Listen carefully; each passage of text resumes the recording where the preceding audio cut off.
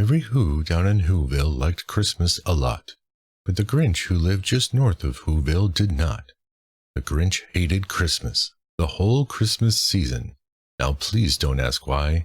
No one quite knows the reason. Could be his head wasn't screwed on just right. Could be perhaps that his shoes were too tight. But I think that the most likely reason of all may have been that his heart was 2 sizes too small.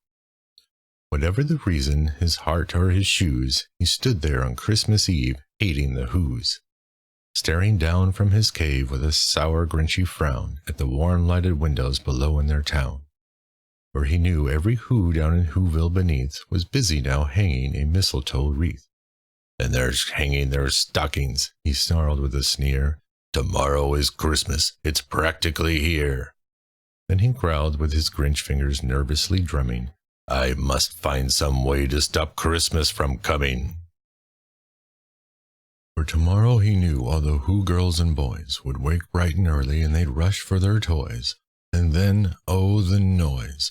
Oh, the noise, noise, noise, noise. That's one thing he hated. The noise, noise, noise, noise. And then the Whos, young and old, would sit down to a feast. And they'd feast, and they'd feast, and they'd feast, feast, feast, feast. They'd feast on Who pudding and rare Who roast beast, which was something the Grinch couldn't stand in the least. And then they'd do something he liked least of all.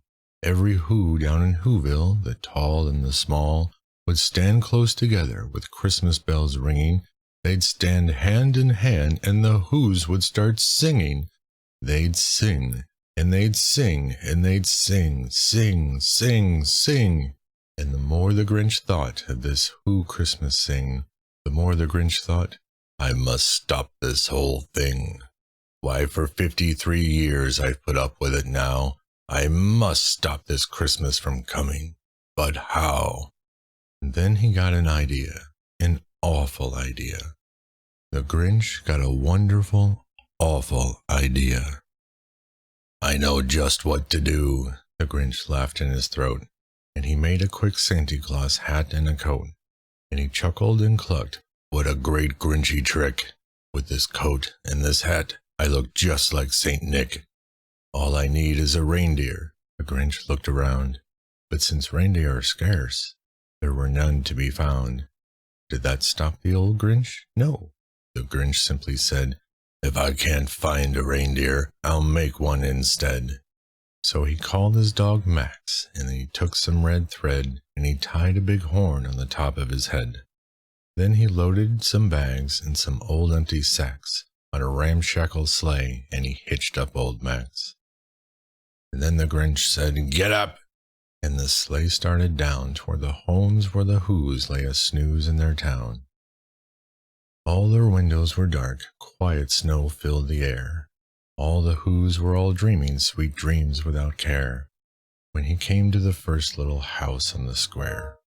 "This is stop number 1, the old Grinchy Claus hissed, and he climbed to the roof, empty bags in his fist. Then he slid down the chimney, a rather tight pinch, but if Santa could do it, then so could the Grinch.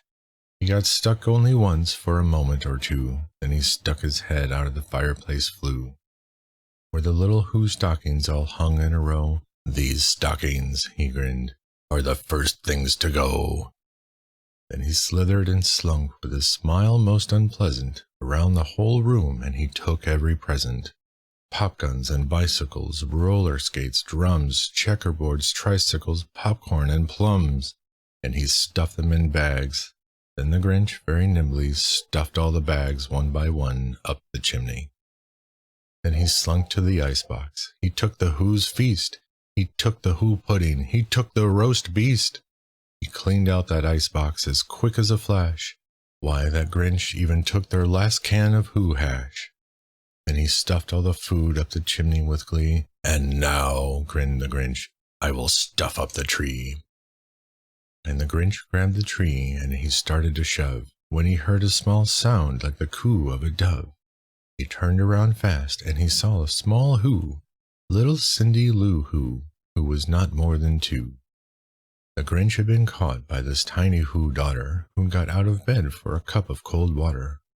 She stared at the Grinch and said, "Santa Claus, why? Why are you taking our Christmas tree? Why?" But you know that old Grinch was so smart and so slick, he thought up a lie and he thought it up quick. "Why, my sweet little tot," the fake Santa Claus lied, "there's a light on this tree that won't light on one side. So I'm taking it home to my workshop, my dear. I'll fix it up there, then I'll bring it back here." And his fib fooled the child. Then he patted her head, and he got her a drink and he sent her to bed. And when Cindy Lou Who went to bed with her cup, he went to the chimney and stuffed the tree up. And the last thing he took was the log for their fire. Then he went up the chimney himself, the old liar. And on their walls he left nothing but hooks and some wire. And the one speck of food that he left in the house was a crumb that was even too small for a mouse. Then he did the same thing to the other Who's houses, leaving crumbs much too small for the other Who's mouses. It was 1/4 dawn, all the Who's still abed, and all the Who's still a-snooze when he packed up his sled. Packed it up with their presents, the ribbons, the wrappings, the tags and the tinsel, the trimmings, the trappings. 3,000 feet up on the side of Mount Crumpet, he rode with his load to the tip-top to dump it. "Pooh, pooh, they're the Who's," he was grinchiously humming. "They're finding out now that no Christmas is coming. They're just waking up, I know just what they'll do. Their mouths will hang open a minute or two.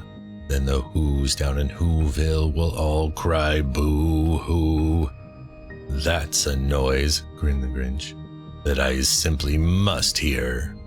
So he paused, and the Grinch put a hand to his ear.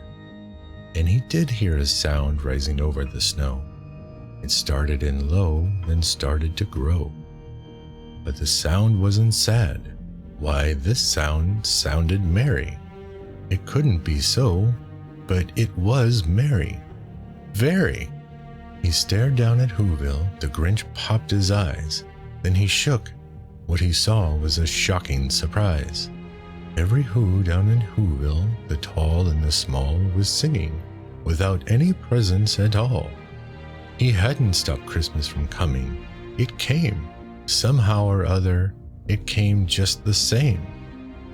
And the Grinch, with his Grinch feet ice cold in the snow, stood puzzling and puzzling.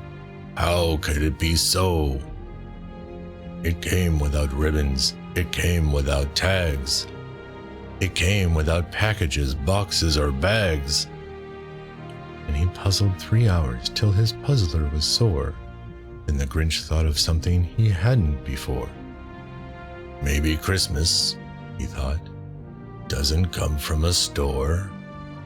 Maybe Christmas, perhaps, means a little bit more. And what happened then? Well, in Whoville they say that the Grinch's small heart grew 3 sizes that day. And the minute his heart didn't feel quite so tight, he whizzed with his load through the bright morning light, and he brought back the toys and the food for the feast, and he himself, the Grinch, carved the roast beast.